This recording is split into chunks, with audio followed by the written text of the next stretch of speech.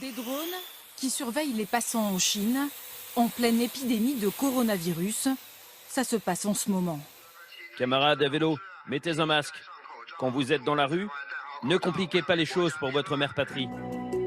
Plus près de nous, il suffit de se rendre à la Défense à Paris pour être plongé dans un univers orwellien.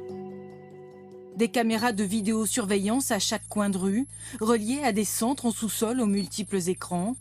Lorsque George Orwell décrit cet univers dans 1984, son roman le plus connu, la télévision n'existe pas encore.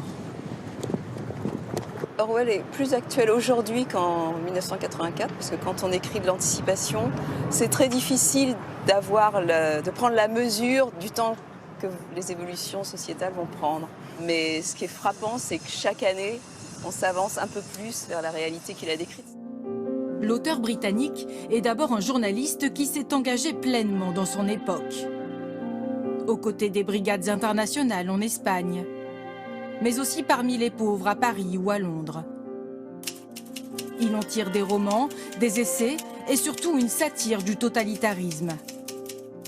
Aujourd'hui, on parle toujours de novlangue, de Big Brother. Le mensonge officiel décrit par Orwell est un procédé largement utilisé par le président américain, par exemple. Quand on lit un certain nombre de tweets de Trump, on comprend que ce n'est pas simplement qu'il ment sur un certain nombre de choses, c'est qu'au fond, la vérité n'a aucune importance pour lui. Quand il va raconter que le réchauffement climatique, c'est une invention des Chinois pour nuire à l'industrie américaine, au fond, il se moque éperdument de la vérité. 70 ans après sa mort, le visage d'Orwell remplace les slogans contre les dictatures.